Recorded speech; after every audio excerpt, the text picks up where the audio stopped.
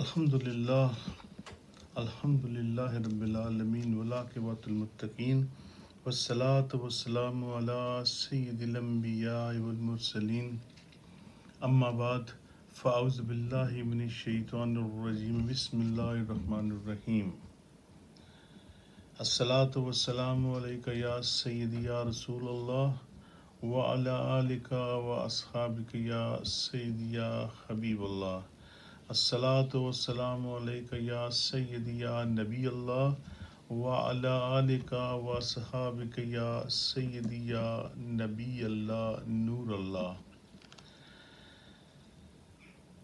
قال اللہ تبارک و تعالی فی القرآن المجید والفرقان الحمید فی شان حبیبی ان اللہ وملائکتہ یصلون علی النبی یا ایہا الذین آمنوا صلوا علیہ وسلموا تسلیما کثیرا کثیرا اللہم صلی علی سیدنا مولانا محمد واصحاب سیدنا مولانا محمد مبارک وسلم وصلی علیہ جزا اللہ عنا محمد ما هو اہلہ۔ تمام تعریفیں اللہ رب العزت کی ذات پاک کے لیے اور ہر طرح کا درود پاک نبی مکرم نور مجسم سرور کائنات تاجدار مدینہ پیارے آقا صلی اللہ تعالی علیہ وآلہ وسلم کی ذات مقدسہ کے لیے۔ عزیز دوستو، بھائیو،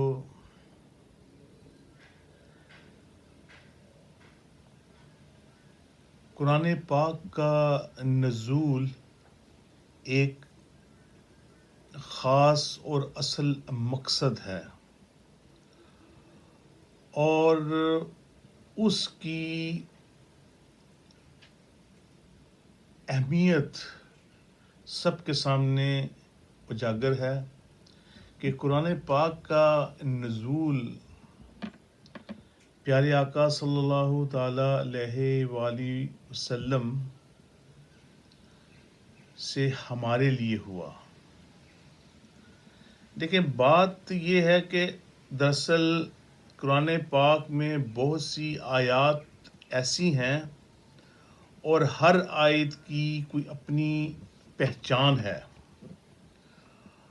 اور ہر آیت اپنا ایک مقصد لیے ہوئے ہے۔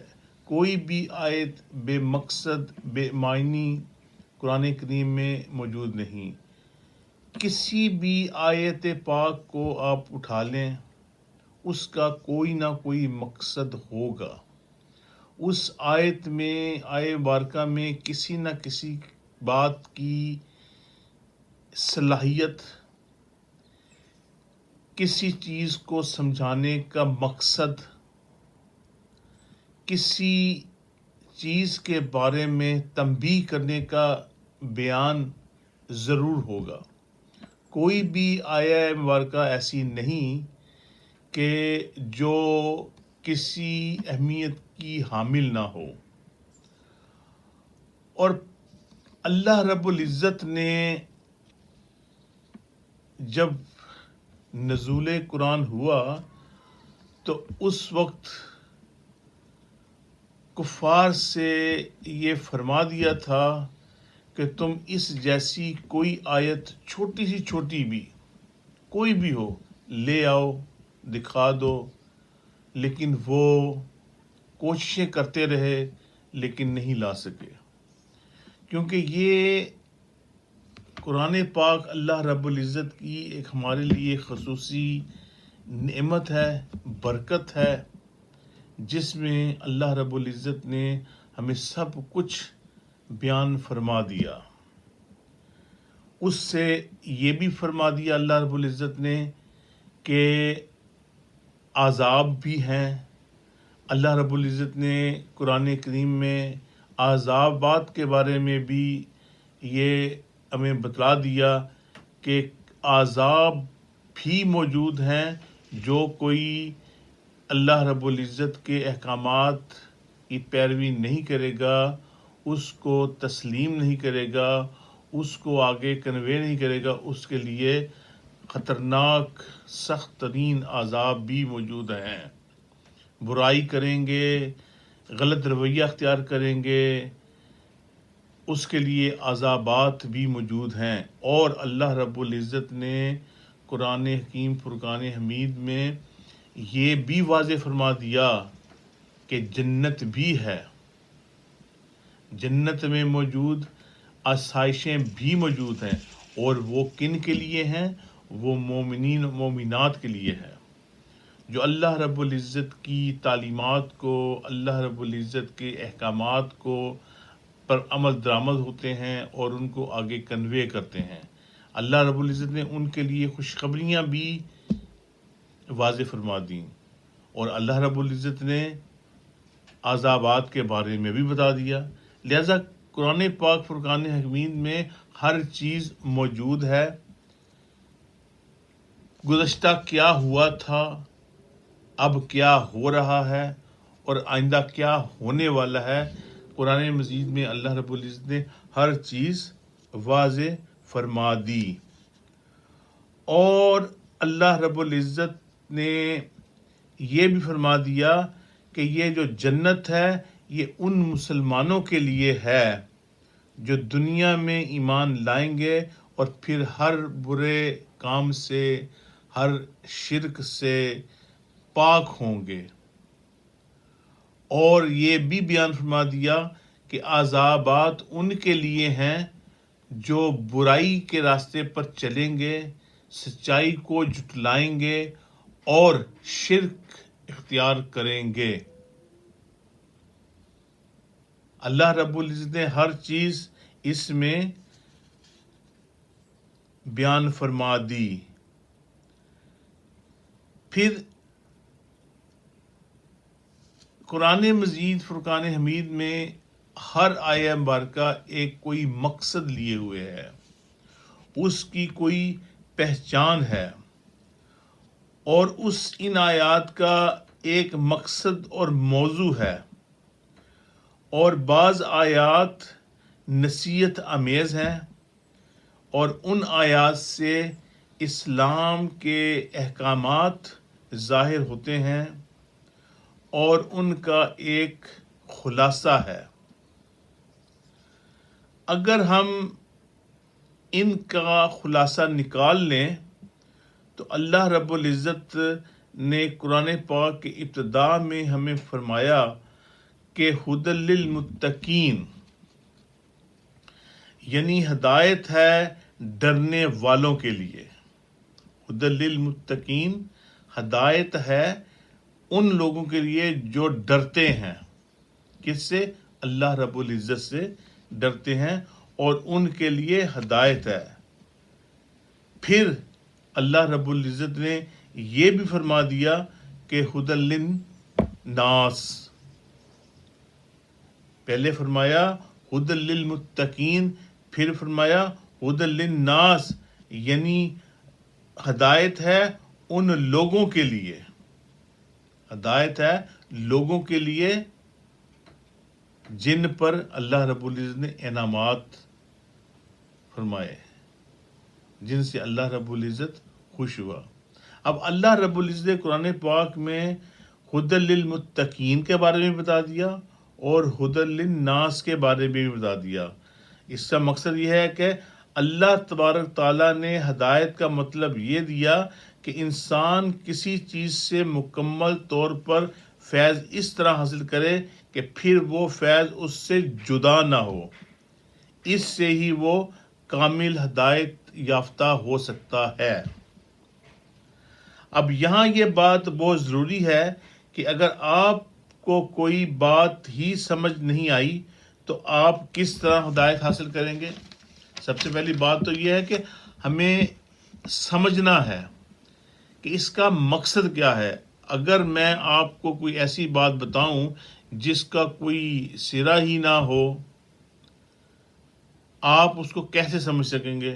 تو یہ بات قرآن پاک میں عربی ہے، ٹھیک ہے عربی ہماری مادری زبان نہیں، ہم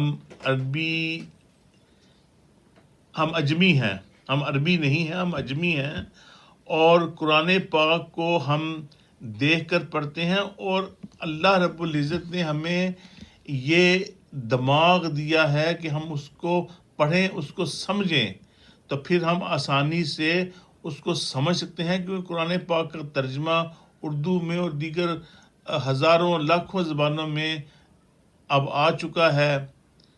اب ایسی کوئی بات کسی کے لیے یہ مشکل نہیں ہے کہ اس کو سمجھ نہیں آئے گی، اس کو سمجھ آ جائے گی۔ مقصد یہ ہے کہ جب وہ پڑھے گا اور اس دھیان سے، اس لحاظ سے پڑھے گا کہ اس کی پوری ٹینشن اس کے اوپر ہو، تو پھر ہی اس کو سمجھ آ سکتی ہے۔ اگر وہ ایک کان سے سنے گا اور دوسرے کان سے نکال دے گا تو اس کا کوئی فائدہ نہیں۔ اگر وہ ساری عمر زندگی گزار بھی دے اس میں تو اس سے کوئی حاصل نہیں کر سکتا۔ یہاں ایک بات ویسے ہی موقع کے اعتبار سے کر دوں کہ امام صاحب نماز با جماعت پڑھا چکے، تو ایک صاحب جو کہ عربی تھا، ان کا عربی پر ان کا عبور حاصل تھا، اور انہوں نے امام صاحب سے پوچھا کہ آپ نے قرآن پاک کی یہ آیات پڑھائی ہیں، تو امید ہے کہ آپ کو اس کا مطلب تو پتہ ہوگا، لیکن جو پیچھے مقتدی آپ کے ہیں وہ اگر ان سے پوچھا جائے تو ان میں سے شاید ان کے بارے میں کچھ علم نہیں ہوگا۔ تو اب میں یہ نہیں کہہ رہا کہ امام صاحب غلطی پر نہیں، امام صاحب نے اپنا فرض ادا کر دیا۔ مقتدیوں کو چاہیے کہ وہ بعد میں یا پہلے امام صاحب سے پوچھا کریں کہ آپ یہ بتا دیجئے کہ آج آپ نے کون سی آیہ مبارکہ کی تلاوت قرآن پاک پہ کرنی ہے۔ تو مثلا یہ میں اس نماز کی بات کر رہا ہوں کہ جو جس کو اونچی آواز میں پڑھی جاتی ہے، جری آواز میں پڑھی جاتی ہے تاکہ تو لوگ سن سکیں، جیسے فجر کی ہو گئی، مغرب کی ہو گئی، عشاء کی ہو گئی، اس میں تاکہ عوام الناس سن سکے، تو عوام الناس اس سے کچھ اخذ کر سکیں کہ امام صاحب نے کیا پڑھایا ہے اور ہم نے کیا سنا ہے۔ اگر ہم نے صرف سن کر اس پر رک گئے تو پھر ہمیں اس کی کچھ سمجھ نہیں آئے گی۔ یا تو ہم میں یہ اصلاح کی توفیق ہو کہ ہم بعد میں امام صاحب سے پوچھ سکیں کہ امام صاحب، قاری صاحب، مفتی صاحب، کہ آپ نے جو پڑھایا ہے وہ اس کے بارے میں کچھ ہمیں تھوڑی سی آگہی فرما دیجئے کہ اس کا مطلب میننگ کیا ہے۔ تو اسی لیے یہ کہا گیا ہے کہ قرآن پاک کو جب آپ پڑھیں تو اس کو آپ ٹھہر ٹھہر کر آہستہ آہستہ سمجھ کے ساتھ پڑھیں تاکہ آپ کو سمجھ آ جائے۔ تو اگر آپ ویسے بھی اکیلے بھی آپ آیہ مبارکہ کی تلاوت کریں گے تو آہستہ آہستہ آپ کو وہ بات سمجھ آ جائے گی۔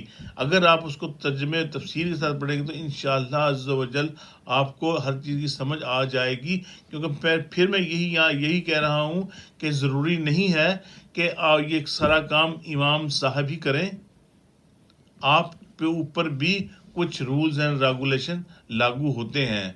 آپ خود کو بھی اس طرف آپ کو سمجھنے کی ضرورت ہے۔ تو اگر آپ نے نماز پڑھی، نماز پڑھنے کے بعد آپ کو سمجھ نہیں آئی تو پھر اس کا مطلب کہ آپ نے وہ صرف ایک خانہ پوری کی۔ اللہ رب العزت ہمیں یہ توفیق عطا فرمائے کہ ہم قرآن پاک کو پڑھیں اور قرآن پاک کے ایک ایک آیہ مبارکہ کو غور سے پڑھیں اور اس کو سمجھیں کہ اس آیہ مبارکہ میں اللہ رب العزت ہمیں کیا ارشاد فرما رہا ہے۔ کہ اللہ رب العزت نے وہ قرآن پاک عربی زبان میں نازل فرمایا اور اس کے ترجمے آج کل ہر زبان میں موجود ہیں، اور اس کا کوئی مقصد ہے، ہر آیہ مبارکہ کی کوئی نہ کوئی مقصد ہے۔ تو لہٰذا میری التماس ہے، معتبر التماس ہے کہ ہم سب جب بھی قرآن پاک پڑھیں تو اس کو ترجمے کے ساتھ پڑھیں، اور جب بھی ٹھیک ہے آپ ایک وقت میں، اب تو ایسا نہیں ہو سکتا کہ امام صاحب نے ایک ہی نماز میں مختلف آیات پڑھنی ہوتی ہیں۔ اگر آپ کو ان آیات کی سمجھ نہیں آئی تو آپ خود بھی بعد میں قرآن پاک سے تلاش کر سکتے ہیں اور امام صاحب سے خود بھی پوچھ سکتے ہیں کہ امام صاحب آپ نے آج جو آیا مبارکہ آج جو صورت کو بھی پڑھی ہے آپ نے، اس کے بارے میں اگر ہمیں تھوڑی سی وضاحت فرما دیجیے کہ اللہ رب العزت اس میں کیا ارشاد فرما رہا ہے، تو اس لیے ہمارے لیے آسانی پیدا ہو جائے گی۔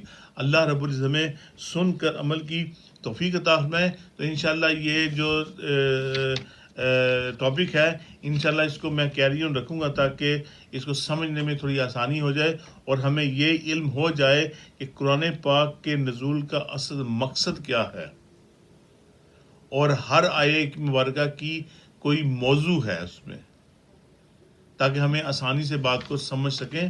اللہ ہمیں سن کر عمل کی توفیق عطا فرمائے۔ وآخر دعوانا ان الحمد للہ رب العالمین۔